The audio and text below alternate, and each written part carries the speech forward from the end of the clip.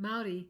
In this video, we'll talk about a plan for measurement instruction, and it's adapted from this Teaching Student-Centered Mathematics Volume 1, Grades Pre-K to 2 by Vandevala, Loven, Karp, and Bay-Williams. So step 1, the goal is students will understand the attribute to be measured. So the type of activity is we make comparisons based on that attribute. For example, longer, shorter, heavier, lighter. So which is longer, the pen or the cap? The pen is longer. Which is longer, the scissors or the pen? The scissors are longer, not the pen. We actually want physical objects. I've got a paper clip and a link. Which one's longer? The link is longer. So that students can begin to understand, what do you mean by length? Or you could talk about which one's heavier, the tile or the scissors, and compare which one's heavier. So they come to understand what it is. What is the attribute you're talking about? Note, when it is clear that the attribute is understood, there's no further need for comparison activities. But if these can be hands-on, as much direct comparison hands-on, that's great. Step 2, the goal, students will understand how to fill, cover, match, or make other comparisons of an attribute when measuring units, and that act produces a number called a measure. So we want to use physical models of measuring units to fill, cover, match, and make the desired comparisons. And note, in most instances, it's appropriate to begin with informal units and progress to direct use of standard units.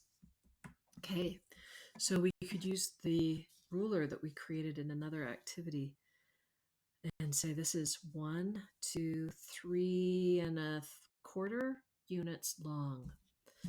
Or if we want to fill, what if I want to know the surface area of my calculator? It's 1, 2, 3, and I could fill it with all of these square inch tiles and figure out how many square inch tiles fills in this space.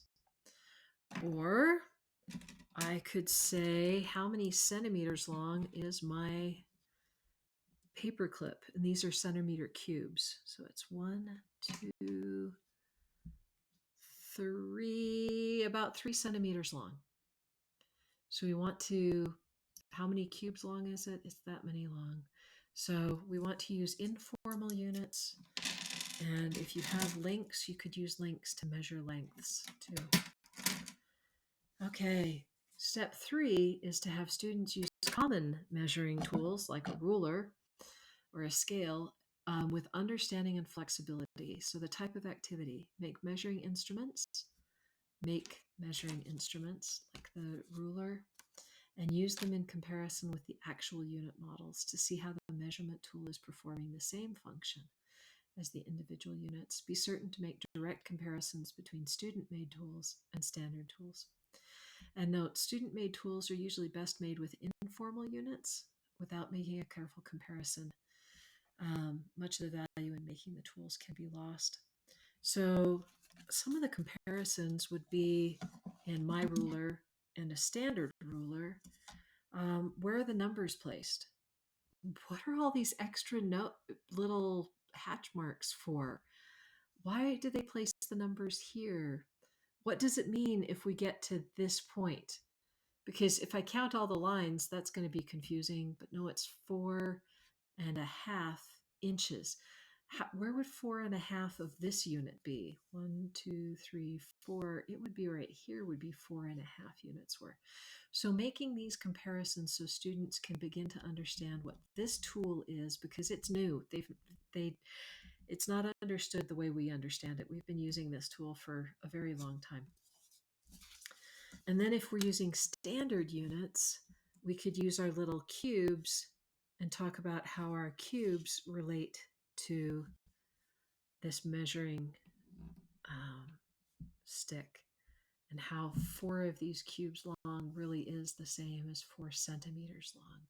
Making these comparisons and making enough of these comparisons and spending enough time so they begin to understand what this is in comparison to their previous activities.